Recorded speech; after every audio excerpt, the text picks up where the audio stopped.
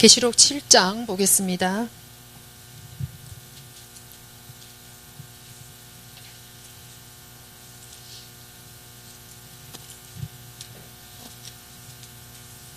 계시록 7장 말씀 보겠습니다. 다 펼치셨나요? 네. 7장 1절부터 3절까지 원래는 다 읽어야 되는데요. 7장 1절부터 4절까지 서로 교독하겠습니다. 7장 1절부터 4절까지 교독하겠습니다.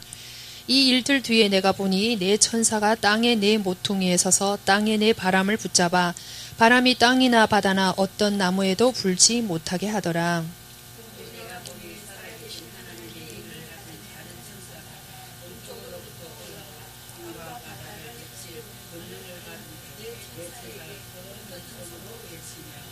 이르되 우리가 우리 하나님의 종들의 이마 안에 인을 찍어 그들을 봉인할 때까지 땅이나 바다나 나무들을 해치지 말라 하더라.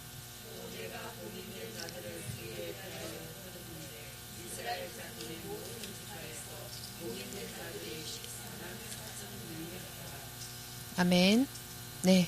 오늘 7장과 8장과 9장까지 할 건데요. 이제 남은 몇 장이 있는데 이제 몇 번에 거쳐서 빨리 이제 끝내려고 오늘은 7장, 8장, 9장을 할 텐데요. 앞에 그 6장까지도 굉장히 중요한 부분이어서 한 주제 한 주제를 지금까지 이제 달려왔었는데요. 오늘부터 이제 7장을 할 건데 그 6장 저번 주에 저희가 나눴었죠. 그래서 잠깐 이렇게 생각을 다시 한번 해보실 필요가 있으신 것 같아요. 이 계시록의 큰 구도가 뭐로 이루어졌다고 말씀드렸었나요? 3-7을 기억하시라. 그래서 7인과 7나팔과 7대접. 그래서 대환란이 이 세 가지로 이렇게 형성이 됐었고, 그래서 그 7, 3-7 요 안에 모든 것들이 이제 다 들어있고요. 그리고 그 중간중간에 3입부라고 있어가지고, 그 인과 나팔 사이, 맷인과 맷 나팔 사이에 있는 내용들이 이제 3입부로서 들어가는 이러한 구도로 되어 있다는 걸 여러분이 생각하시면 될 것 같아요.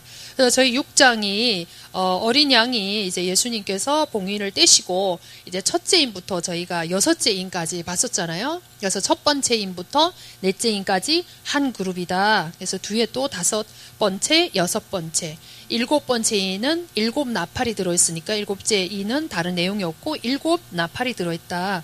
그래서 4번째, 5번째, 6번째, 5번째, 6번째, 7째 인이 이렇게 또 한 그룹을 형성하는 거죠.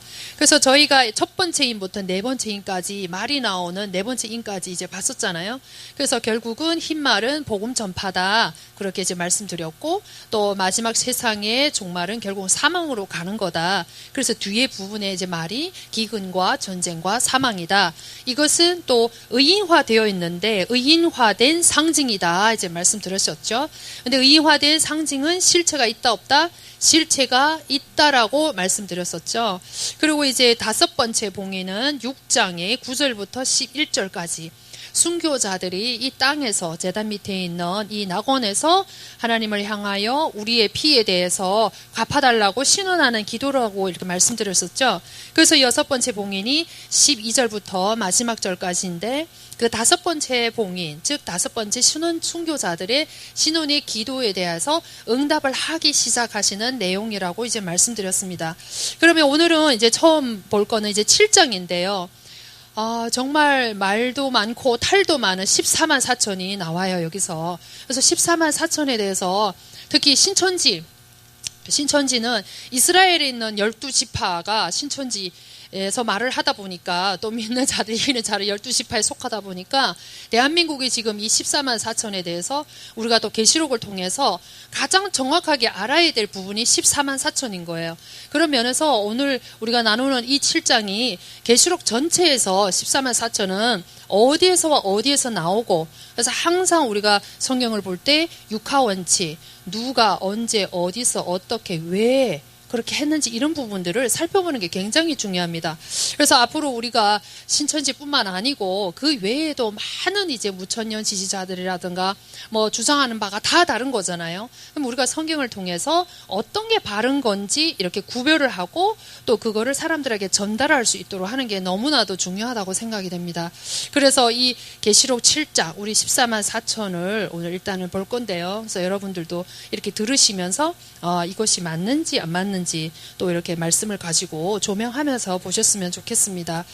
6장 앞에서 저희가 5번째 봉인, 6번째 봉인까지 봤었잖아요.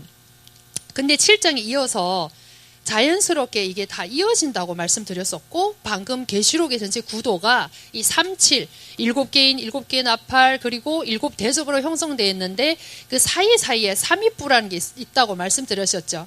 그러니까 어떤 인과 어떤 인 사이에 있는 일을 이렇게 껴서 안에 설명하는 게 삼위부라고 하거든요. 그래서 계시록 7장은 계시록 가운데 첫 삼위부예요. 그래서 우리가 6번째 인까지 6장 12절에 6번째 인까지 받고 7장에 원래는 이어서 7번째 봉인이 나와야 되는데 여러분들 뒤에 이렇게 펼치시면 8장 1절에 가서 7번째 봉인이 나오고 있습니다.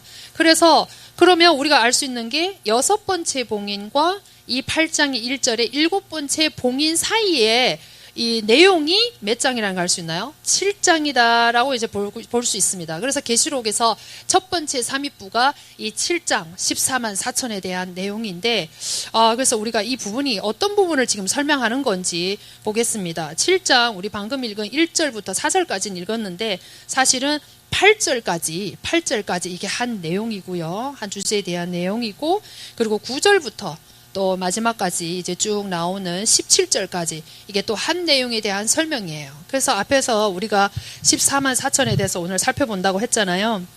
그래서 한번 14만 4천과 이 뒤에 부분 또 큰 무리들 이게 도대체 뭔지를 한번 보도록 하겠습니다. 14만 4천이 도대체 뭘까요? 이 앞에 부분 1절부터 8절까지 이게 한 부분 지금 12지파가 나오고 있고 이스라엘 백성에 대한 걸 이렇게 쭉 이제 써 있잖아요. 그리고 내용은 뭐냐면 인을 친다는 거예요. 인을 치고 그리고 지파에 대한 그 인을 치는 사람들을 이제 쭉 이제 나열을 하고 있는 거잖아요. 그래서 우리가 이제 알다시피 일반 무천년 지지자들은요, 이 앞에 1절부터 8절까지 이마에 인을 친 이 14만 4천하고 뒤에 부분 9절을 보겠습니다. 이 일 뒤에 내가 보니 보라 아무도 셀 수 없는 큰 무리 곧 모든 민족들과 족속들과 백성들과 언어들에 속한 큰 무리가 흰 예복을 입고 손에 종려나무 가지를 든 채 왕좌 앞과 어린 양 앞에 섰다고 말씀하고 있잖아요.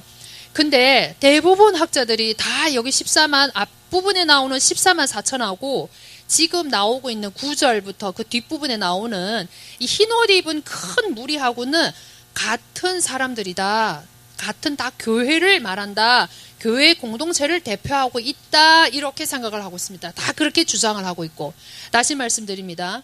1절에서 8절까지 나오는 12지파의 지파가 나오는 이 이스라엘 백성이라고 하는 사람과 뒤에 흰 예복을 입은 헤아릴 수 없는 많은 무리가 다 한 공동체를 말하고 있다라고 주장을 하고 있어요.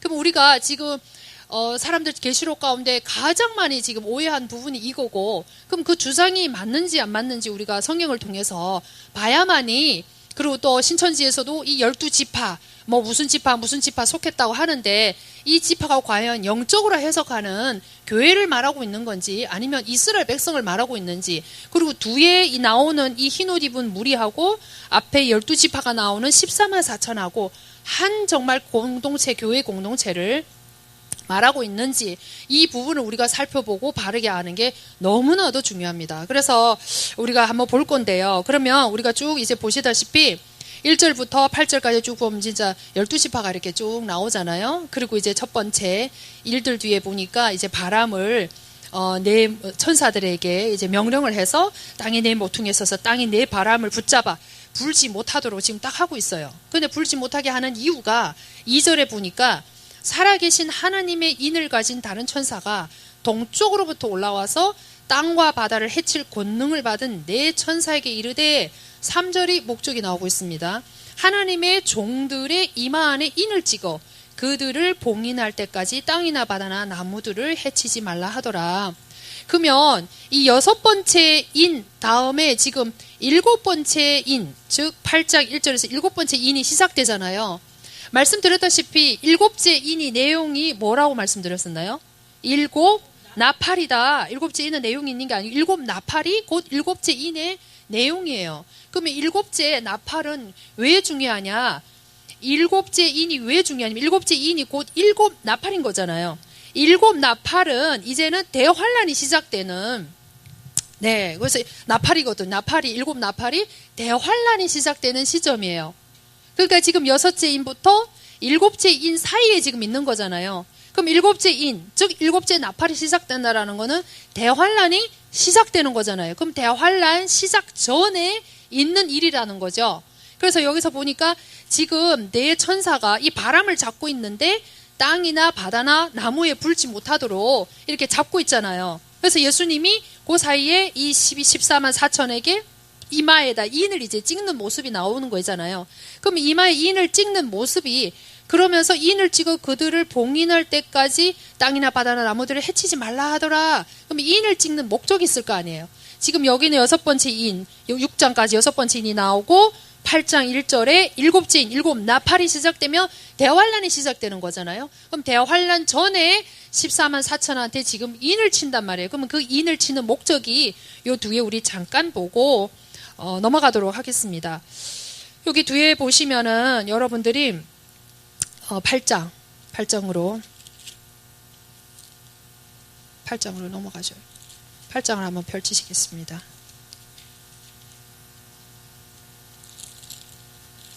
네, 8장, 9장 4절 같이 읽도록 하겠습니다. 또 그것들이 땅의 풀이나 푸른 것이나 나무는 하나도 해치지 말고 오직 이마 안에 하나님이 인이 없는 그 사람들만 해쳐야 한다는 명령이 그것들에게 내려졌더라. 8장에 이어서 7인, 즉 7번째 인, 7 나팔이 대환란을 시작한다고 했잖아요. 그러니까 대환란 전에 지금 8장 전체 내용은 대환란의 전주곡이라고 해서 지금 7 나팔이 시작되는데 첫 번째 나팔부터 넷째 나팔까지 자연 환경에 대한 이 재앙들이에요. 그러다 보니까 9장에는 실제 사람들을 해치는 대환란들이 이렇게 쭉 시작되면서 그래서 9장에 그 원인을 얘기하면서 왜 이렇게 바람을 명하고 이 대환란이 시작되기 전에 인을 치는 목적을 지금 9장 4절에서 말씀하고 있습니다. 왜냐하면 대환란 때에 이 인을 맞은 사람을 여기서 뭐라고 했나요? 그 사람들, 인이 없는 사람들만 해치고 인이 있는 사람들은요 보호한다고 지금 말씀하고 있잖아요. 그래서 여기서 우리가 7장 대환란 시작하기 전에 왜 인을 쳤는지를 우리가 여기서 알 수가 있는 거예요. 대환란에서 보호하기 위한 거. 그러면 이 14만 4천 12지파가 나오는 14만 4천하고 뒤에 나오는 9절부터 나오는 흰 옷을 입은 허다한 이 무리가 지금 신학교에서는 무천년 지지자뿐만 아니라 다 한 교회 공동체를 말을 한다 이렇게 말씀하고 있다고 했잖아요.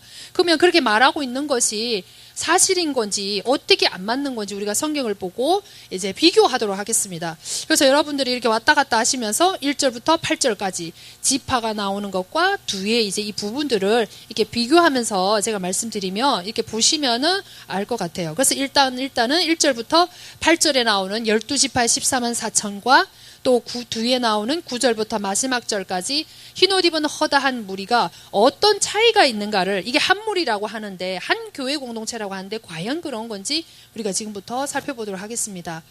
지금 여기가 나왔잖아요. 여기서 보면 이 수많은 14만 4천이 4절에 보면 또 내가 봉인된 자들의 수에 대하여 들었는데 이스라엘 자손의 모든 지파에서 봉인된 자들이 14만 4천 명이더라. 뒤에 무리하고 요 앞에 14만 4천하고 같은 교회 공동체라고 지금 주장한다고 했잖아요. 근데 우리 여기서 4절에 보니까 여기서 분명하게 뭐라고 얘기하고 있어요? 이스라엘 자손의 모든 지파에서, 그러니까 지파도 정확하게 나오고 있고 또 무슨 자손이다? 이스라엘 자손이다. 이제 그렇게 얘기를 하고 있는 거잖아요. 그래서 우리가 알다시피 성경에서 이스라엘 자손이 나오고 모든 12지파가 나오면 육적인 이스라엘을 말하는 걸까요? 아니면 교회를 말하는 걸까요? 우리 교회는 12지파가 있나요, 없나요? 이 땅에 우리 교회는 이방인이에요, 이방인. 이방인이기 때문에 우리 지파 있는 게 아니에요. 12지파에는 누구에서 나왔죠? 야곱에게서 나왔어요. 야곱의 12아들로 인해서 12지파가 형성이 됐고 그 12지파가 지금의 이스라엘을 형성하고 있어요. 그래서 다른 말로 하면 야곱은 이삭에서 나오고 이삭은 아브라함에서 나왔죠. 그래서 아브라함을 통해서 지금 이스라엘 이렇게 형성이 된 거잖아요. 그래서 이스라엘 자손이라고 말하고 거기다가 정확하게 12지파까지 나오면 누구를 말하는 거죠? 육적인, 혈통적인 유대인을 말을 하는 거예요. 그러면 이 혈통적인 유대인들은 우리 이방인들은 어떻게 구원을 받았냐는가를 알면은 잘 알 수 있는 거죠. 하나님이 첫 번째 이렇게 택한 백성이 누구죠? 이스라엘 백성이에요. 이스라엘 백성. 이스라엘 백성에 하나님이 그들을 통해 메시아 왕국을 만들고 그들이 전 세계 제사장 나라가 되어서 하나님을 소개하는, 전 세계에 소개하고 주님의 영광을 드러내는 민족으로 첫 번째 유대인, 이스라엘 민족을 불렀다는 거죠. 근데 이 이스라엘 민족들이 하나님의 의도를 잘 모르고 결국 하나님을 어떻게 했죠? 저버리게 되면서 그들의 넘어짐으로 인해서 우리 이방인 시대가 열리게 된 거죠. 다른 말로 말하면 그들의 넘어짐으로 인해서 우리 이방인들에게 교회의 시대가 열리게 된 거죠. 그렇죠? 그래서 우리는 지금 그래서 어디에 속하는 거예요? 이방인이면서 교회에 속하는 거죠. 그러면 교회에도 두 무리가 있는 거죠. 이스라엘 백성 중에 예수는 그리스도라고 믿는 그 사람들도 교회에 속하는 거고 이방인 가운데 예수를 믿는 사람도 어디에 속하는 거죠? 교회에 속하는 거죠. 그렇죠? 그래서 여기서 이렇게 보면 이스라엘 자손의 모든 지파에게 이렇게 임봉돼 이 사람들에게 지금 인을 쳤다고 했는데 어디다가 인을 쳤다고 했죠? 하나님의 종들의 이마 안에다가 인을 쳤다고 이제 말씀하고 있습니다. 그래서 우리가 먼저 알아야 될 것은 하나님의 백성 가운데 바울이 그랬죠. 먼저는 유대인에게 복음을 전하고 그 다음은 어디요? 헬라인. 그러니까 우리 이방인인 거잖아요. 그래서 먼저는 유대인을 하나님이 택하셨다라는 걸 우리가 알 수가 있고 우리 이방인은요. 나중에 택함을 받았다라는 걸 알 수가 있습니다. 그리고 이스라엘 백성들은 꼭 12지파가 있어요. 야곱의 12아들로 형성되어 있기 때문에 이스라엘 12지파가 이렇게 쭉 나오고 있고 뒤에는요. 9절에 보니까 이 셀 수 없는 무리의 출처를 말하고 있습니다. 그 큰 무리 곧 모든 민족들과 족속들과 백성들과 언어. 성경에서 모든 민족, 족속, 백성, 언어들 이거는 열방, 이방 나라를 말하고 있습니다. 통틀어서. 그래서 유대인은 한 민족이지만 이 교회 안에 있는 이방은 전 세계에 뭐예요? 유대인을 뺀 모든 민족들이 다 들어가 있는 거예요. 그러다 보니까 여기에 모든 민족, 족속, 또 백성들, 또 언어가 아니고 언어들이라고 나오고 있죠. 그렇죠? 민족이 많고 언어가 많다 보니까 언어들 복수로 되어 있잖아요.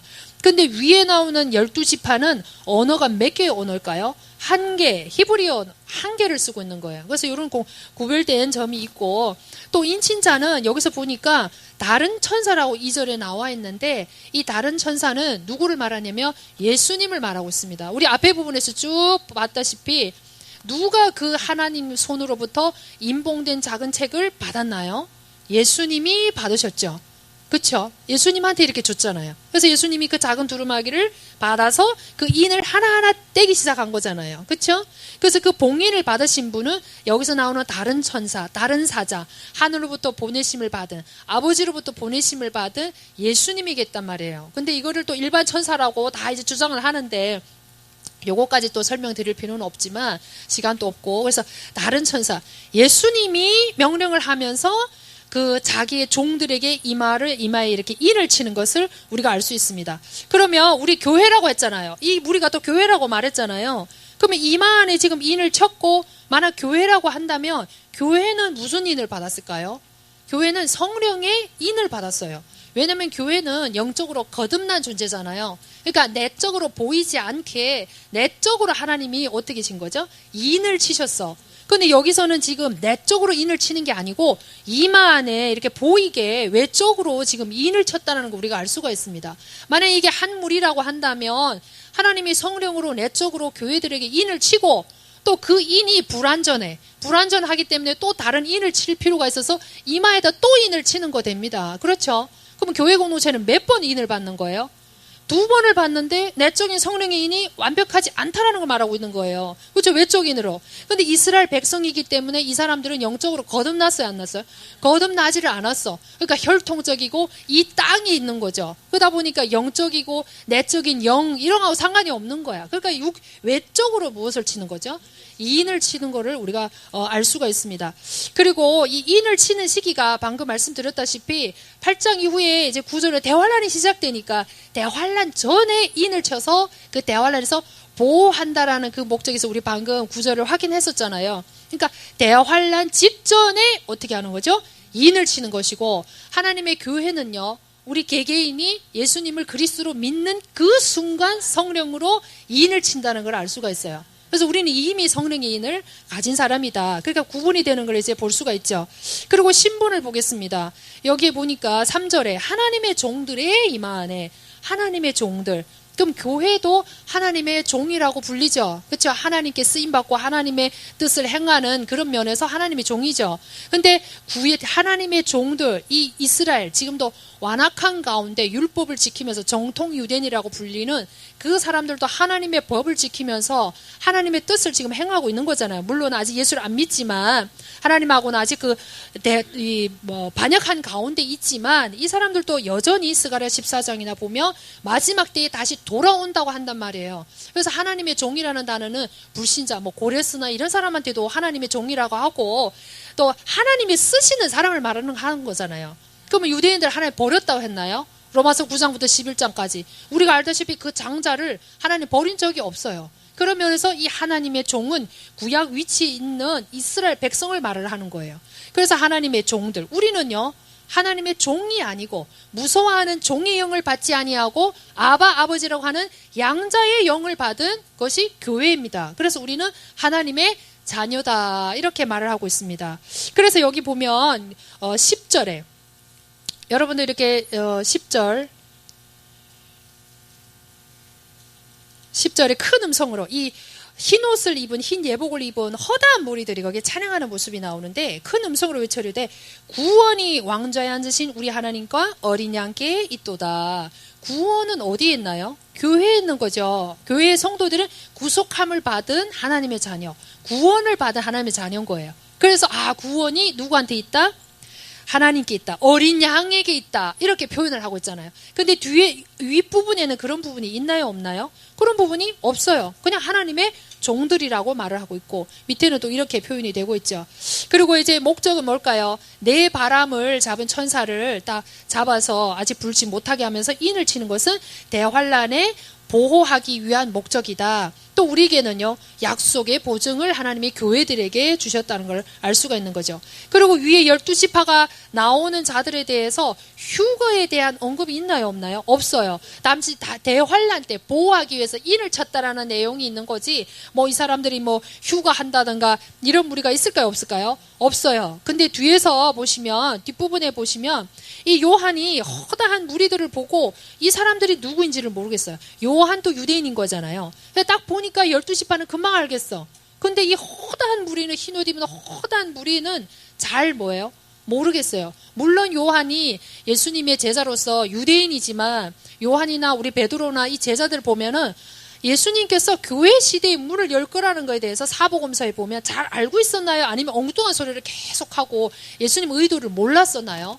잘 몰랐어요. 그래서 베드로도 잘 몰랐기 때문에 우리 유대인만 구원을 받아야 돼. 그래서 부정한 짐승 잡아먹어라. 이방인한테 복음을 전하라는 걸 3번씩이나 못 깨달았던 거잖아요. 그래서 이 무리들이 누구냐 이렇게 물어보니까 뒤에서 이제 쭉 얘기하고 있잖아요. 15절에 보니까 이 사람들이 하나님의 왕좌 앞에 있고 이 사람들이 어디에 있다고요? 성전, 하늘에 있는 성전에서 하나님을 섬기고 있고 14절에 보니까 큰 환란으로부터 나와서 자기 예복을 씻고 어린 양의 피로써 희게 됐다라고 말씀하고 있습니다. 어린 양의 피로써 희게 되고 칭의를 받은 민족, 이 무리는 누구밖에 없는 거죠? 교회밖에 없는 거잖아요. 그래서 이런 부분들을 우리가 통해서 알 수가 있고, 그래서 이 14만 4천에 대한 부분을 보면 이 땅의 백성에게 외적으로 인을 치면서 보호하는 소극적 의미고, 뒤에 이 허다한 무리는 하나님의 왕좌 앞에서 정말 어린 양의 피로서 깨끗하게 믿고 또 하나님 앞에서 이렇게 찬양하는 모습을 보면 아주 적극적으로 이렇게 좋게 표현을 하고 있잖아요. 그러면 앞에 이스라엘 백성들 거듭나지 않는 이 성경의 원칙 중에 하나가, 거듭나지 않는 육적 이스라엘에게는 그대로 문자로 쓴다 성경을, 아니면 상징으로 해석한다 왔나요? 문자 그대로. 그래서 문자 그대로 인을 치고 쭉 이제 얘기하는 모습이고, 뒤에는요 거듭난 교회인 거잖아요. 그러니까 14만 4천이라고 말을 하지 않았어요. 근데 좀 이따 우리가 볼 거지만 계시록 14장에 첫 열매가 또 14만 4천이 나와요. 그러니까 14만 4천은 여기서만 보고 끝나는 게 아니라 14장에 나오는 그 첫 열매 14만 4천하고 또 비교하면서 뭐가 다르고, 거기서는 그러면 왜 또 14만 4천을 썼는지, 이런 부분들도 오늘 우리가 다 퀴즈 때 할 거예요. 그래서 여기서 보면 문자적인 거다 하지만 교회에 대한 부분은 상징적인 거로 지금 허다한 무리로 이렇게 표현을 하고 있는 거잖아요. 그렇죠? 그리고 이제 구원에 대해서는 12지파에 대한 언급이 있나요, 없나요? 없어요. 그리고 하나님과, 뒷부분에는 하나님과 어린 양으로부터 구원을 받았다. 방금 이제 11절에 나온 거 있잖아요. 그리고 이 사람들은 흰 옷을 입었나요? 12지파에 나오는 24만 4천은 흰 옷을 입었다는 말이 없어요. 거듭나지 않았기 때문에 흰 옷하고는 상관이 없다라는 걸 말씀하고 있고, 뒤에는 흰 옷을 입었죠. 그리고 어린 양을 언급하고 있나요? 없어요. 그냥 하나님의 종들이다, 그냥 인쳤다, 뭐 요 정도 간단하게 언급하고, 뒤에는 어린 양의 피로 구원을 얻었다라고 딱 짚고 있죠. 그리고 큰 환란은, 대환란이 몇 개월, 몇 달이라고 했나요? 42달. 그렇죠? 한때, 두때, 셋때 반, 그러니까 3년 반, 이렇게 뭐 1260일, 뭐 42달, 이렇게 다 나오고 있는 거잖아요. 그러니까 대환란의 시기에서 보호하기 요란 부분이고, 뒷부분에 보시면 큰 환란에서 나온 이 무리들은 전 시대에 걸친 모든 성도들을 말을 하고 있어요.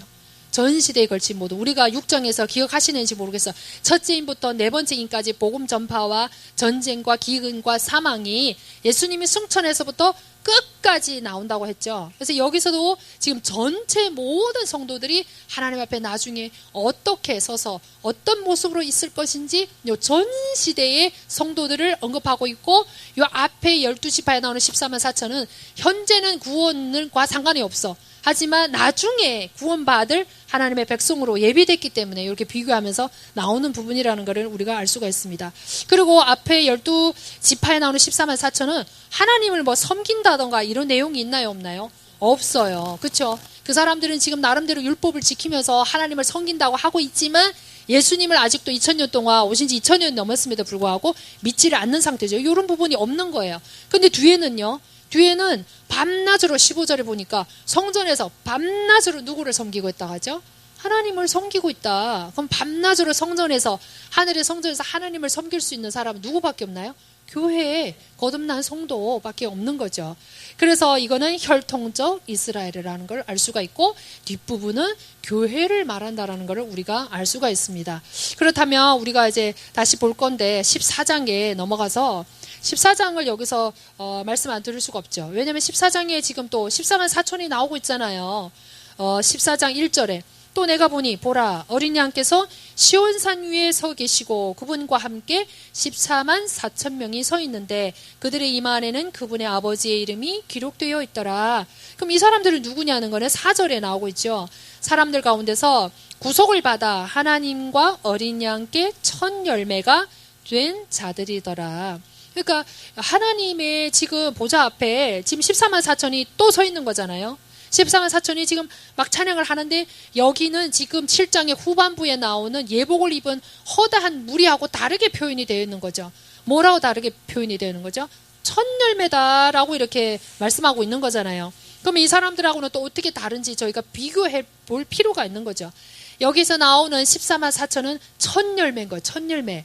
하나님께 가장 기쁨이 되고 가장 완전하게 살았고 하나님과 동행하면서 산 무리는 교회의 모든 성도가 아니에요. 이 땅에서도 에녹이 이 휴거에 예표로서 구약에 하나님께 부름을 받았잖아요. 죽음을 보지 아니하고.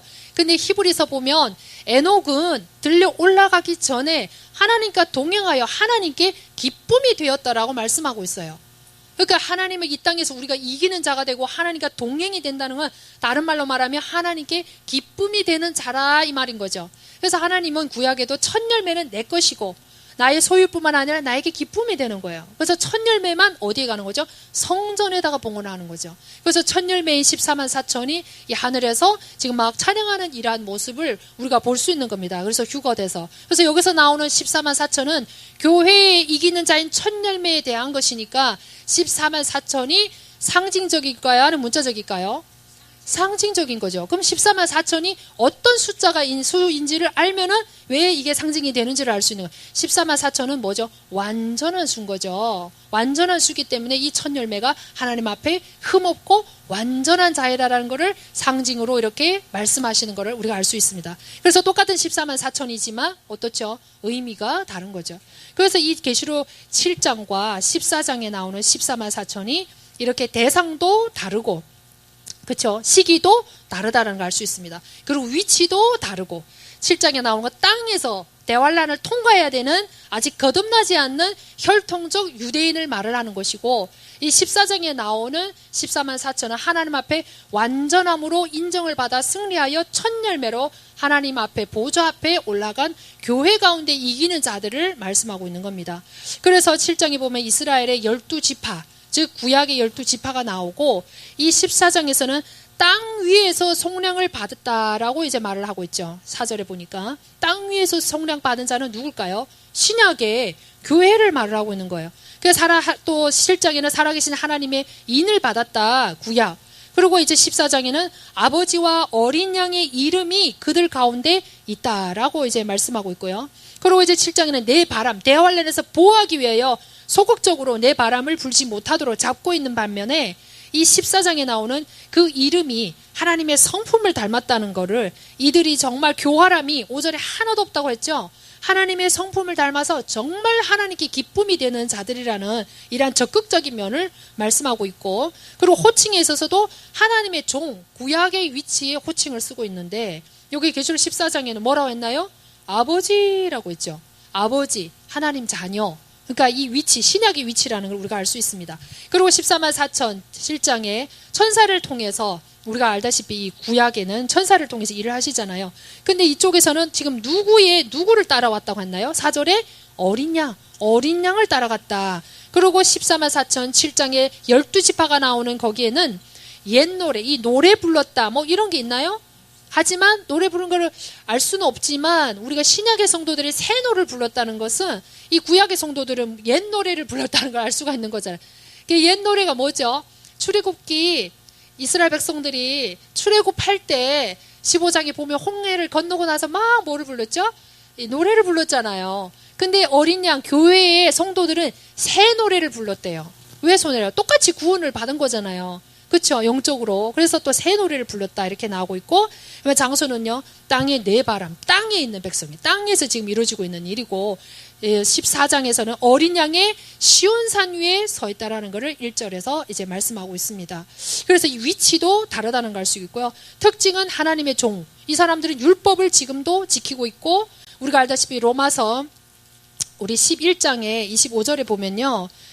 이런 말, 로마서 9장 27절에 보면 이런 말씀이 있는데 이스라엘 백성들이 모래와 같이 많을지라도 구원을 얻는 자는 소수라고 말씀하고 있습니다. 그러면 이거는 이사야서 10장 22절의 말씀의 성취인데 지금도 예수를 그리스도로 믿는 유대인 가운데 교회에 속한 사람들 말고 율법을 지키면서 경건하게 예수님의 초림을 기다리고 있는 유대인들 정말 이 유대 민족은 허다한 모래와 같이 많지만 그 가운데 완악한 가운데 마지막에 구원받는 자 남은 자 소수라는 것을 말씀해주고 있는 거예요. 그래서 몇 명이라고요? 14만 4천. 그럼 우리가 생각할 때 너무 적은 거 아니야? 이렇게 생각할지 몰라도 그렇지 않은 거예요. 그래서 소수만 지금 이 사람들은 나중에 천년왕국의 제사장으로 들어가게 된다고 말씀드렸었죠. 그래서 이런 부분들이 있다는 걸 우리가 알 수가 있고, 그래서 이 유대인들의 경건한 유대인들이에요. 이 사람들은 여러분 갔다 오신 분들 잘 아시지만 의상부터 먹는 음식, 생활 방식 모든 것을 철저하게 하나님 말씀 중심으로 살아가고 있어요. 예수님을 향해서 예수님 못 알아봐서 영적으로 눈이 가려져 있지만 완악한 가운데 있지만 구약에 있는 대선지서부터 소선지서는 이 사람들이 다시 돌아올 거라는 것을 말씀했고, 바울도 똑같이 너희들이 이방인을 교회를 향해서 착오하지 마라. 하나님이 버린 적이 없다라고 로마서 9장부터 11장까지 그 내용인 거잖아요. 그래서 이들은 경건한 유대인이며 이 땅에서 문자적으로 숫자로 말하고 하고 있는 거고, 뒤에는 14장은 교회 중 첫 열매로 휴가된 상징적인 부분이라는 것을 우리가 알 수가 있습니다. 그래서 이런 부분들을 우리가 보면서 7장 전체를 우리가 앞으로 이제 누가 뭐 집하다 막 이렇게 얘기를 하면 이런 부분들을 여러분들이 7장 첫 부분과 전반부와 후반부 비교하면서 한 교회 공동체를 말하는 게 아니다. 하나님의 백성 가운데 아직은 구원받지 않았지만 완악한 가운데 있지만 나중에 예수님의 재림 때 온갖 전쟁과 고난을 통해서 회개하게 하는, 회개케 되는 이 하나님의 백성 이스라엘 민족이 있는가 하며 교회 공동체가 있다. 그래서 어떻게 다른지 이렇게 비교하면서 말씀하면 될 것 같아요. 그래서 또 14장도 꼭 참고로 하시고, 그래서 이 7장에 나오는 이 현재와 미래 시제를 우리가 보게 되면 나중에 어떻게 될 건지 나와요. 그래서 7장에 보시면은 여기에 7장 15절 한번 보실까요? 교회에 흰 예복을 입고 허다한 무리가 7장 15절에 보면 성전에서 밤낮으로 이제 그분을 섬기고 장막을 치고 진짜 그분을 이제 섬기는 이런 모습이 나오고 있지 않습니까? 그래서 7장의 이 후반부는요, 계시록 21장하고 22장 내용하고 똑같이 나와요. 그래서 이들은 계시록 21장 22절은 뭘까요? 새 예루살렘, 새하늘 새 땅, 새 예루살렘에서 하나님을 어떻게 섬기게 될 건지, 교회의 성도가 그때는 어떤 대우를 받고 어떻게 거기서 기쁨을 누리고 어떤 모습으로 살아갈 건지 그런 모습을 표현한 건데, 여기서 나오는 내용이 21장과 22장 내용하고 어떻다고요? 똑같다라는 걸 우리가 알 수가 있어요. 그래서 교회라는 걸 우리가 알 수가 있는데, 그래서 장막을 치시리니 이거는 또 계시록 21장 3절 하나님이 함께 계신다라는 거 나와 있고요. 16절 줄이지 아니하며 이것도 21장 4절에 또 나오고 있고, 목마르지 아니하며 이거 16절인데 이것도 계시록 21장에 또 6절에 다시는 목마른 자에게 목마를 일이 없을 거다. 값없이 물을 준다고 말씀하고, 상하지도 않는다. 이것도 16절에 나오고 있는데 계시록 21장 4절에도 나오고 있습니다.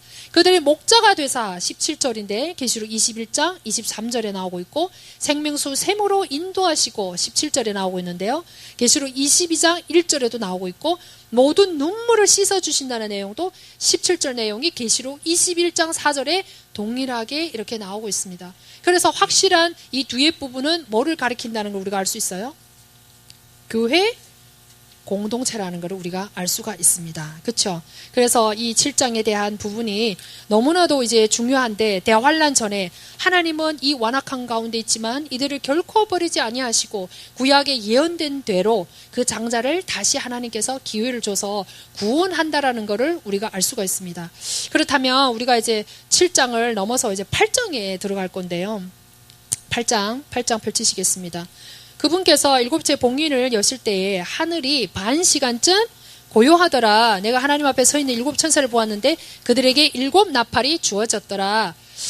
여기서 무천년설을 말을 하지 않을 수가 없는데, 우리가 앞에서도 살폈다시피 뭐 흰말과 흰말 탄자부터 24장로라든가 거의 다가 어떻게 했죠? 잘못 이렇게 해석하는, 같은 성경이지만 해석을 잘못하니까 또 시기도 뭐 과거 아니면 대환란, 처음부터 첫 인부터 대환란이다 이렇게 시기를 또 그렇게 본다고 했잖아요. 그러면 이 14만 4천도 마찬가지고, 여기서 나오는 이 무천년 지지자들은요, 처음부터 제가 늘 말씀드렸던 게 여러분 이제 머릿속에 있으실 거예요. 일곱 인과 일곱 나팔과 일곱 대접, 이 구도로 계시록이 이게 돌아간다고 했죠. 이 구도로 이게 계시록 전체가 이제 이루어졌는데, 첫째 인부터 일곱째 인, 일곱째 인은 내용이 따로 없고 뭐가 있다고요? 일곱 나팔이다. 그럼 1절에서 일곱째 봉인을 지금 뗐는데 뭐 내용이 나오나요? 일곱째 봉인의 내용이 안 나오고 2절에 바로 일곱 나팔이 주어졌다. 그러면서 뒤에 일곱 나팔을 이렇게 막 부는 내용들이 나오고 있는 거잖아요. 그럼 이것만 봐도 우리는 일곱째 인 안에 뭐가 들어있다는 걸 알 수 있죠? 일곱 나팔이다. 근데 무천년 지지자들은 이렇게 말을 하고 있지 않습니다. 이 일곱째, 일곱인이잖아요. 그러니까 첫 번째 인, 일곱 나팔이잖아요. 그러니까 첫 번째 나팔, 일곱 대접인 거잖아요. 첫 번째 대접이 동시에 예수님 초림 때 동시에 이 세 개가 같이 이루어지고 있다라고 주장을 하고 있어요. 그 말은 뭐죠? 일곱째 우리는 일곱 번째 인 안에 일곱 나팔이다 이렇게 하고 있는데 여기서는 일곱째 일곱 개 인과 일곱 나팔과 일곱 대접이 따로따로 되어 있다. 여기가 여기 속해 있고 여기 이렇게 속해 있는 게 아니다. 근데 이제 우리 목사님 관점은 지금 보다시피 일곱째 인 안에 일곱 나팔이 들어있고 일곱 번째 나팔 안에 일곱 대접이 들어있고 그래서 그것이 차례들로 이렇게 이루어짐을 우리가 볼 수 있는 거잖아요. 그러니까 방금도 우리가 쭉 보니까 6장에서부터 7장은 삼위부로 들어가고 그래서 이 인과 사이사이에 들어가 있는 삼위부는 무슨 인과 무슨 인 사이에 있는 내용을 설명하는 거고 그 다음 우리가 차례대로 보니까 지금 차례대로 어떻게 하고 있죠? 진행되고 있는 거를 누구나 다 육안으로 본다면 다 알 수 있는 거잖아요. 근데 무천년 지지자들은 그렇게 말하고 있지 않아요. 이게 따로따로 되어 있다라고 얘기를 하는 거예요. 그렇게 되면 나중에 어떤 결과가 나오냐면 예수님이 일곱 인 안에 지금 다 들어있는 거잖아요. 전체를 보면 일곱 인 안에 모든 것이 다 들어있죠. 왜냐면 일곱 인 안에 일곱 번째 인이 일곱 나팔이 들어있고 일곱 번째 나팔 안에 일곱 대접이 들어있으니까 총체적으로는 일곱 인이 다인 거잖아요. 그렇죠? 그러니까 일곱 인이 다인데 그렇게 말을 안 하고 있는 거죠. 일곱 인 따로, 일곱 대접이 따로, 일곱 나팔이 따로인데 같이 동시다발적으로 지금 이 땅에 이 재앙들이 내리고 있다고 얘기를 하고 있고 그것이 또 첫 번째 인부터 대환란이라고 얘기를 하고 있는 거예요. 우리가 말한 흰말 그때부터 대환란이라고 말을 하고 있는 거예요. 그럼 여러분들 여기서 그냥 앞으로 뭐도 목사님도 이제 자세하게 할 거니까 기억하실 것은 이렇게 순서대로 이렇게 되어 있는데 만약 지금부터 대환란이라고 한다면 초림 때부터 대환란이라고 한다면 우리가 얼핏 생각해도 그러면 첫 번째 인의 내용과 첫 번째 나팔의 내용과 첫 번째 대접의 그 내용이 지금 계속 어떻게 하고 있는 거죠? 이루어지고 역사상으로 그런 현상이 일어났는지를 성경을 통해서 확인을 하면 알 수 있는 거잖아요. 그렇죠? 그래서 여러분들이 요 전체적인 구도를 이해하는 게 맥작기라는 구도를 이해하는 게 너무 중요한데 여기서 지금 여러분들 8장 1절에 보니까 일곱째 인이 나오잖아요. 그러면 여러분들 뒤에 쭉 펼치셔가지고 쭉 펼치셔 16장으로 가겠습니다. 16장에 네. 16장에 보니까 지금 이게 일곱 대접인 거예요. 일곱 대접이 지금 쏟아지기 시작하는 거잖아요. 그럼 16장까지는 지금 다 삼위부라는 얘기예요. 지금 7장은 첫 삼위부고 8장에 지금 일곱째 인이 나오면서 8장 이후로부터 16장까지는 전체 중요한 삼위부로 그 사이에 있는 주제들을 다루고 있다는 걸 알 수가 있어요. 그래서 16장에 가서야 대접, 첫 번째 대접이 나오고 있는데 무천년 지지자들은 첫 번째 대접이 언제 일어난다고요? 인과 나팔을 첫 나팔과 동시에 일어난다고 얘기하고 있는 거잖아요. 그래서 여기서 우리가 알 수 있는 게 일곱째 봉인을 이제 떼기 시작하는 거죠. 일곱째 봉인이니까 이제 나팔이 시작된다라고 이제 생각하시면 되고 나팔은 뭐라고 했어요 아까? 뭐가 나팔이다? 대환란. 대환란 지금 나팔이 시작된 게 대환란인 거잖아요. 그래서 1절에 보니까 반 시간쯤 이제 고요하더라. 그러면서 일곱 나팔을 이제 줬어요. 왜 일곱째 인을 떼고 일곱째 인이 곧 일곱 나팔인데 이 나팔이 시작되기 전에 하나님이 왜 고요하게 한참 동안 고요하고 계실까요? 나팔을 주면서 하나님 입장에서 한번 생각해 보세요. 지금 대환란이 시작돼. 나팔이 불기 시작하면 이젠 대환란이 시작되는 시점인 거잖아요. 그게 지금 9장 8장은 이제 자연 환경에 대한 거고 9장은 실제로 사람에 대한 대환란이 쏟아지는 그 시점이잖아요. 그럼 하나님은 지금 대환란 막 재앙을 내려야 돼. 그럼 하나님 입장에서 막 기쁠까요?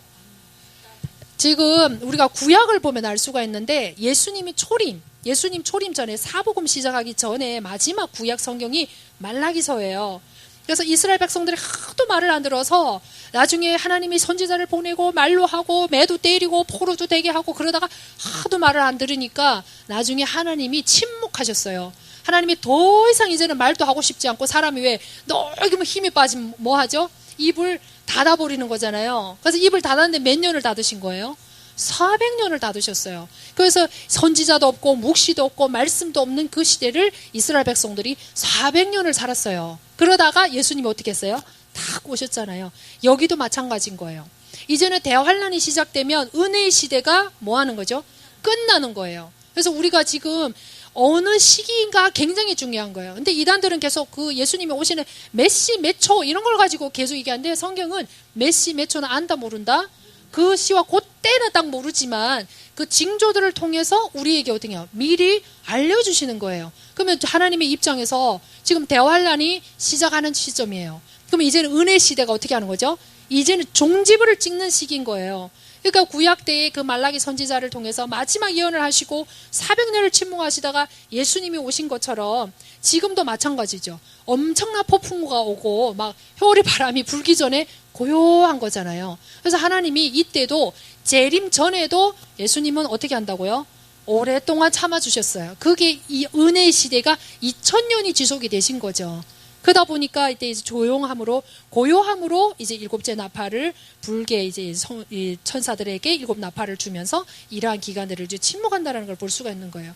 그래서 지금이 곧 구원의 날이고 은혜의 때라는 걸 우리가 알 수가 있고 또 우리가 마지막 때를 살아가는 우리에게는 이 7년이 마지막이면서 사실은 그 전 3년 반이 우리에게 있어서 어떻게 마지막으로 복음을 전할 수 있는 은혜의 시대인 거예요. 그렇죠? 그래서 오늘도 영상을 보셨지만 여러분들이 이제 때가 다 됐으면 우리가 알 수가 있는 거잖아요. 그래서 계시록에 이런 이제 부분들이 나오고 있고요. 그래서 8종은 막 하나하나 또 짚어드리자면 너무나도 이게 시간이 많이 걸리기 때문에 그냥 큰 것만 이렇게 구도를 말씀드릴게요. 그래서 일곱째 복리를 가지고 이제 일곱 나팔을 가진 천사가 이제 나팔을 어떻게 하기 시작하죠? 이제 불기 시작하는 내용이 있습니다. 그럼 그 앞에 부분에 보니까 3절에 또 다른 천사가 금 향로를 가진 채 제단 앞에 서고 많은 향을 받았으니 이것은 그가 그 향을 모든 성도들의 기도와 함께 그 왕좌 앞에 있는 금제단 위에 드리려 함이라.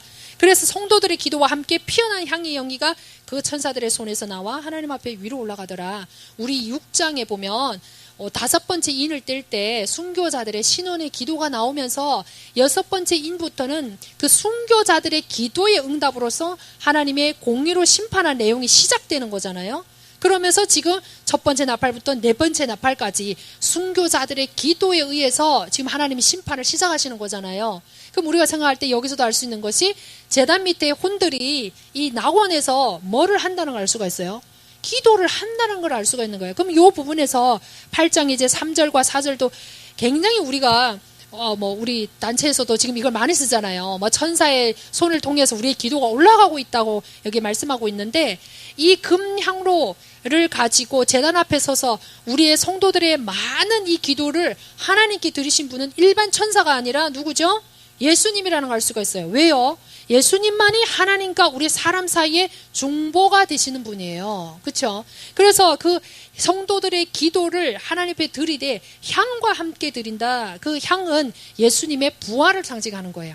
우리의 기도가 하나님 앞에 나아갈 수 있는 거, 우리가 하나님의 보좌 앞에 나아갈 수 있는 거는 반드시 예수님을 통해 나가야 되고 예수님의 부활하심, 그분의 십자가를 통해서만 누구에게 나간다는 걸 알 수가 있어요. 하나님께 나아간다. 그래서 첫 번째 나팔부터 이제 이 심판을 집행하시는데 누구의 기도에 의거해서 지금 심판을 하는 거예요? 다섯 번째 인도 이 순교자들의 신혼의 기도에 의해서 심판을 하시고 또 이 성도들의 모든 기도에 의거해서 어떻게 하는 거죠? 심판을 내린다는 걸 알 수가 있어요. 그래서 우리가 이 땅에 원수를 갚으라 갚지 마라. 원수 갚는 것은 내게 있고 너는 원수를 위해서 뭐 하라고 했나요? 기도. 그러니까 모든 일에 우리 성도들이 기도하는 것이 하나님 앞에서는 얼마나 중요한 건지를 여기에 보여주고 있는 모습입니다. 그래서 이 8장 전체는 지금 첫 번째 나팔부터 네 번째 나팔까지 한 세트예요. 7나팔 중에 우리가 7인이 있었잖아요. 7인 중에 첫 번째 인부터 네 번째 인까지 한 세트. 뒤에 또 뭐죠? 한 세트. 그러면 7나팔은요. 첫 번째 나팔부터 네 번째 나팔까지 한 세트인데 어디에 대한 거냐면 자연 환경에 대한 거라는 걸 우리가 알 수 있어요. 어디에 대한 거라고요? 자연 환경. 그럼 하나님은요. 오래 참은 은혜의 시대는요. 참고 참으시잖아요. 악인들에게 지금도 로마의 핍박 10대 황제의 그 극렬한 핍박 가운데서도 하나님은 그들을 바로 치지 않으셨어요. 계속 햇빛을 주시고 필요한 모든 걸 채워주시고 보호하시고 돌아오도록 계속 기회를 주셨잖아요. 그래서 계시록의 특징 중 하나가 이 재앙도 점진적으로 약에서 강으로 간다는 걸 볼 수가 있고 하나님이 그 가운데서도 긍휼을 베푸셔서 돌아오기를 원하시는 긍휼의 하나님의 모습을 볼 수가 있습니다. 그래서 이 8장은 지금 한 세트, 즉 첫 번째 나팔부터 네 번째 나팔까지 자연 환경에 대한 이제 심판을 볼 수가 있어요. 직접 바로 사람에게 한다 하지 않는다?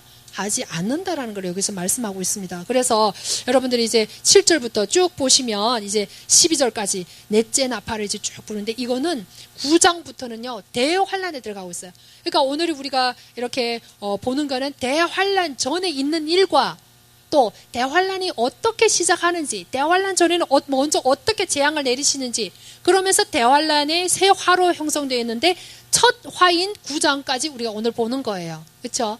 그래서 이 8장에 가시면은 8장에 이제 보시면은 7절부터 12절까지 이제 첫 번째 천사, 네 번째 천사까지 이제 네 번째 나팔까지 이제 부는 모습을 우리가 볼 수 있는데, 여기서 보면 7절에 보면 땅에 쏟아져서 나무의 3분의 1이 타고 풀이 타고, 근데 이것도 또 많은 대부분 학자들이 이거를 지구의 3분의 1이라고 말을 하는 거예요. 지구의 3분의 1 나무, 지구의 3분의 1 풀, 지구의 3분의 1 물샘, 3분의 1의 바다. 근데 그 근거가 틀리다라는 거를 우리가 이제 계시록 책에 나오면 여러분 보시겠지만, 단적인 예로 만약 한 번에 이 자연 환경에 대해서 하나님이 지금 치시는 거잖아요. 지구의 3분의 1 풀, 3분의 1 바다, 3분의 1 나무, 3분의 1 물샘, 이게 3분의 1이 그렇게 타버리고 불이 나면 어떻게 될 것 같으세요? 지금 2019년도부터 2020년도 가운데 가장 지구상에 큰 영향을 미쳤던 게 호주 산불이래요. 호주 산불. 그러면 막 불이 나고 연기가 나고 이러면 그 연기로 인해서 햇빛이 차단이 된다고 해요. 햇빛이 차단이 되면 우리 생각할 때, 야, 불이 났으니까 지구 온도가 올라가겠네, 그렇게 생각하잖아요. 근데 온도가 어떻게 될까요? 떨어지는 거예요. 그럼 우리 사람은 체온이 1도 올라가고 내려가고 어떤 영향을 받을까요? 그러면 지구의 3분의 1 한번 여러분 상상해 보시라고요. 호주 산불이 6개월 탔는데도 이 서울에 몇 배고 엄청난 영향, 온도가 막 0. 몇 도 올라가고 내려가고 좌우를 하는데 3분의 1이 그렇게 된다고 하면 살아남은 사람도 살 수 있을까요?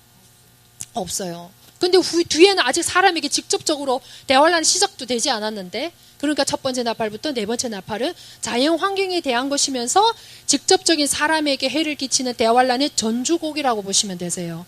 그래서 전체의 어떤 땅의 3분의 1, 지구 3분의 1의 풀, 이게 아니고 어떤 특정한 지역의 3분의 1. 예를 들면 지금 예멘이나 사우디아라비아나 하나님을 극렬하게 대적하는 북한이나 이런 지역들이 엄청 많잖아요. 그러니까 하나님을 가장 대적하는 지역부터 3분의 1, 그 지역의 3분의 1. 그래서 여기도 우리가 원문을 보면 알 수 있지만, 여기는 지금 나무들의 3분의 1, 그냥 이렇게 나왔잖아요. 번역이 틀린 거예요. 정관사 테스가 붙어 있어서 그 땅의 3분의 1인 거예요. 그러니까 특정된 구역의 3분의 1. 그래서 여기서 우리가 7절부터 쭉 보시면 여러분들 보시면 알 거예요. 바다와 나무와 이런 것들 천체에 대한, 그리고 10절에 이제 등불처럼 타는 큰 별, 이거는 하늘에서 떨어진 운성을 말하고 있는 거예요. 왜 이걸 또 상징적으로 봐가지고 이것도 사탄이다, 9장 1절에 나오는 하늘에서 떨어진 별도 똑같은 별이니까 사탄이다 막 이렇게 말하는 자들도 이제 지금 제일 무천년 지지자들 중에 가장 이제 유명하신 분들 다 그렇게 얘기하고 있는데요. 성경은 또 하나의 원칙이 앞뒤 문맥을 보고 상징인지 문자인지 볼 수가 있다는 거죠. 그래서 여기서 나오는 건 지금 자연 환경이 상징인가요, 실제인가요? 실제죠. 그럼 여기서 떨어지는 건 뭘까요, 지금? 실제 운성이 떨어지는 걸 얘기해요. 운성이 하늘에서 떨어져가지고 그 운성으로부터 인하여 물이 어떻게 됐다고 했죠? 써가지고 그 물을 마실 수가 없다고 했잖아요. 그럼 이것을 또 다 상징으로 봐요. 무천에서는 다 상징으로 봐요, 계시록을. 그래서 우리가 잘 알아야 될 게 문자인지 상징인지 이게 왜 그런지를 분별하고 말할 수 있는 게 굉장히 중요한 거죠. 그래서 여기서 물샘이 쓰게 되고 떨어진 것도 다 사탄을 말을 하고 악한 천사를 말한 상징이라고 얘기하는 거예요. 근데 우리가 알다시피 이스라엘 백성들이 마라라는 곳에 도착해서 말을 안 들었잖아요. 하나님이 물을 어떻게 했나요? 쓴물을, 쓴물이 그게 상징인가요, 실제인가요? 실제인 거예요. 지금 자연 환경이 실제로 내리는 재앙을 말하고 있는 거예요. 만약 계시록을 상징으로 다 보고 무서갱도 상징이고, 이 황충, 뒤에 황충 나오지만 황충도 상징이고, 이 별도 상징이고, 다 상징이래. 그러니까 지금 계시록을 푸는 두 가지 이제 그게 있는 거, 주장이 있는데, 하나는 뭐로 본다고요? 상징, 과거. 하나는 지금 우리를 뭐 보는 거죠? 실제 문자다. 그러면서 앞뒤 문맥 보면서 어떤 영적인 부분들 상징이 나오고 있고 그것도 원칙을 갖고 있다는 거죠. 그러다 보니까 상징이니까 심판이 상징이면 의미가 있어요, 없어요? 상징이 없는 거잖아요. 근데 하나님은 성경에 심판에 대해서 단 한 번도 상징으로 말씀하신 적이 없어요. 불신자들의 죽음에 대해서 그들에게 심판하는 불에 대해서 이런 거에 대해서 예수님이 상징으로 말씀하는 거 보셨나요? 사복음서를 봐도 예수님이 항상 교회에 대해서만 뭐로 말씀하셔요? 비유로 상징으로 말하고 불신자들에게는 단도직입적으로 어디에 들어간다고 했나요? 불호수에 들어가고 마귀들과 멸망받을 자 불호수로 가라고 직접적으로 얘기하고 있어요. 심판에 대해서 하나님은 직접적으로 얘기하지 상징으로 말할 필요가 없는 거예요. 그렇죠? 만약에 심판이 상징이라고 아무 의미가 없는 건데요. 그러다 보니까 무적행도 상징, 황충도 상징, 별도 상징, 모든 게 다 상징이에요. 그러면 거기 무적행이 있는 마귀도 뭔가요? 상징이죠. 그럼 마귀하고 싸우고 있는 우린 또 뭔가요? 지금 우리 허공을 치고 있는 거야, 지금. 허공을 싸우고 있는 거야, 똑같아. 그러니까 성경을 완전히 변개해버린 거죠. 그러면 이렇게 해석을 한다면 제일 좋아하는 사람이 누굴까요? 누가 제일 좋아하겠어요? 계시록을 다 상징으로 봤고 다 로마 시대의 과거의 일로 보고 있으니까 지금 마지막 때를 살아가고 있는 우리 성도들하고는 아무 쓸모없는 책이 된 거예요. 근데 우리가 알다시피 출애굽기에서 이스라엘 백성들 구원의 시작이라고 한다면 구원의 경륜의 완성이 계시록인 거예요. 그렇죠? 승천 이후로부터 영원까지인 거잖아요. 근데 계시록을 덮어버리고 상징으로 해버리면 승천 이후부터 영원까지 다 뭐가 되는 거예요? 다 그냥 덮어 없는 걸로 되는 거예요. 그러니까 성도들이 열심히 살아야 될 이유도 모르겠고 어떻게 되는지도 모르겠고 그냥 막연한 가운데 막 이게 목사님들의 어떤 만들어낸 뭐 개털 모자니 뭐 이런 걸로 현혹돼서 간단 말이죠. 그래서 계시록이 얼마나 중요한가를 우리가 잘 배우고 다 습득해야 될 줄 믿습니다. 그래서 8장은 전체가 이제 쭉 내나팔까지 이제 이러한 자연 환경에 대한 것이고 13절이 중요합니다. 여기서 하늘 한가운데 가로질러 날아가는 한 천사가 이렇게 나오고 있잖아요. 영어 성경을 보면 독수리로 나와 있어요. 근데 이제 우리가 보존학에서 나오는 킹제임스도 그렇고 여기도 그렇고 지금 천사라고 나와 있잖아요. 어떤 면에서 하나님이 쓰시는 심부름꾼이 천사, 사자의 의미잖아요. 그런 의미에서 독수리도 하나님이 보내고 쓰는 거니까 사자라고는 할 수 있는데 원문은 뭐라고요? 독수리. 그래서 독수리를 통해서 이제는 전주국이 끝났어요. 첫 번째 나팔, 네 번째 나팔, 자연환경이 끝났어. 이제부터는 뭐가 시작될까요? 대환란이 시작되는 거죠. 그래서 독수리를 보내서 하나님이 말씀하시는데 구약 성경에 동물이 말한 적 딱 두 번 있어요. 창세기 3장에 뱀이 말한 적이 있는데 그거는 마귀가 말을 하게 한 거고 하나님이 직접 동물을 통해서 말한 적은 딱 한 번 있죠. 어디에 나오죠? 발람, 당나귀 말하게 했잖아요. 근데 대환란 때에 누구를 통해서 말한다고요? 독수리를 통해서 알리는 거예요. 뭐를 알리는 거죠? 지금 진짜 이 땅에 화가 있을 거다. 3가지 화가 있을 건데 진짜 화인 대환란이 있을 거다. 그래서 마태복음 24장이나 다니엘서 9장에는 이 땅에 단 한 번도 겪어보지 못한 대환란이라고 말씀하고 있잖아요. 그래서 이러한 세 화를 딱 경고를 하면서 9장 1절부터는 다섯째 천사가 나팔을 분다. 그래서 다섯째 천사부터는 다섯 번째 나팔부터는 뭐라고 말씀드렸죠? 대환란이다. 그러면 지금 9장 전체 내용은요 2가지 부분으로 나뉘고 있어요. 대환란이 어떻게 돼서 시작되는가를 여기서는 마귀로부터 시작되는데 하늘에 떨어진 별 마귀로부터 시작되는데 그 마귀가 이 무적행의 열쇠를 예수님께 받아서 열무로 시작된다라는 것을 보여주고 있는 거예요. 그러면 상세부는요 뒤에 부분에 나오고 있습니다. 12장부터 쭉 이제 나오고 있는데 계시록 전체 구도가 1장부터 11장까지는 조감도, 12장부터는 22장까지는 아주 상세부라고 말씀드렸었죠. 그러다 보니까 여기서는 9장에는 간단하게 지금 대환란이 시작되는데 어떻게 시작된다는 것만 말하고 주고 있고 첫 화가 어떻게 시작되는가를 말씀해 주고 있어요. 그래서 9장 전체의 중심은 이 무적행을 열어서 나오는 황충들과 그 황충들을 지배하고 있는 황충들의 무적행의 왕인 그 사자에 대해서 설명하는 부분이에요. 아셨죠? 그래서 9장에는 마귀에 대한 부분이 상세하게 안 나오고 첫 화를 시작이 어떻게 된다라 무적행을 열무로 시작된다는 것과 거기에서 나오는 무적행에서 나오는 황충과 그 황충의 뭐요? 황충의 왕, 그 사자에 대해서 설명을 쭉 하고 있는 거예요. 예, 그러면 그 두 부분은요.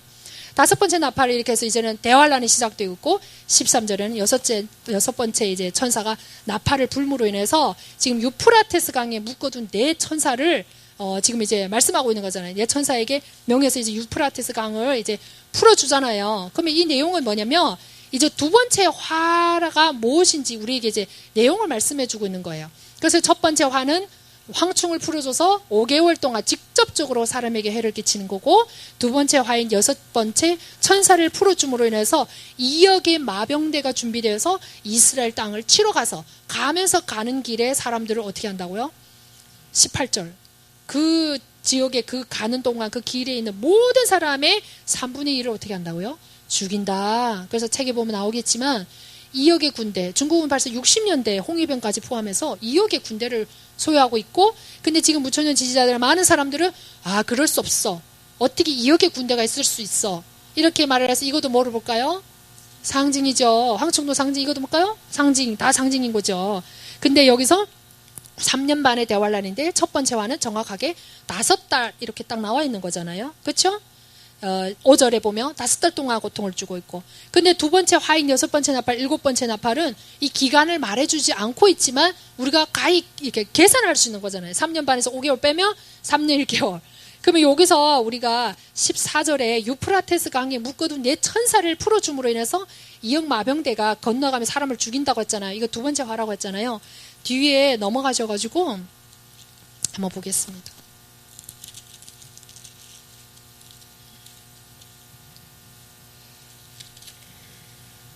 16장. 네. 16장 12절. 16장 12절. 여섯째 천사가 자기 병을 큰 강 유프라테스에 쏟아부음에 그것의 물이 말랐으니 이것은 동쪽 왕들의 길이 예비되게 하려 함이더라. 그러니까 여기서는 지금 9장에서는 그 유프라테스 강에 묶어둔 네 천사를 풀어주는 장면이고, 풀어줘서 7 대접이 있을 때 16장에 가서는 거기에다가 물을 유프라테스 강에 물을 어떻게 한다고 했어요? 마르게 한다잖아요. 그래서 이 2억의 군대가 거리로 건너간다. 그럼 우리가 이걸 통해서 뭘 할 수 있나? 9장에는 지금 어떻게 지금 2억의 이 군대를 풀어줘서 두 번째 화가 어떻게 형성되는지를 이렇게 언급을 하고, 16장에 가서 어떻게 이 강을 말려서 실제로 그 사람들이 갈 수 있도록 만들었는지를 설명을 어디서 하고 있는 거예요? 16장에 와서 하고 있는 거예요. 그래서 우리가 9장에서 기억해야 될 것은 여기서 천사를 풀어줌으로 해서, 또 5번째 재앙은 이렇게 마귀가 풀려남으로 인해서 하늘에 떨어진 별로 인해서 이렇게 시작이 되고, 또 6번째 나팔은 이렇게 형성이 돼서 두 번째 화를 형성한다라는 거를 간단하게 어떻게 하는 거예요? 언급한다는 거를 알 수가 있어요. 그래서 다음도 우리가 시간에 어차피 할 건데 요 정도만 우리 7장, 8장, 9장 이런 내용 그래도 대략적인 이제 구도는 잡히실 거예요. 그래서 또 뒷부분에 우리 상세부에 들어가면 12장부터 이제 자세하게 그때 또 이제 말씀드릴 건데, 그러다 보니까 후반부가 얼마나 중요한지를 아시겠죠? 이 3위부나 후반부가 굉장히 중요한 거를 우리가 알 수가 있겠습니다. 네. 오늘은 여기까지 하도록 하겠습니다. 또 질문은 안 물어봐도 될 것 같아요. 안 여쭤봐도 될 것 같고.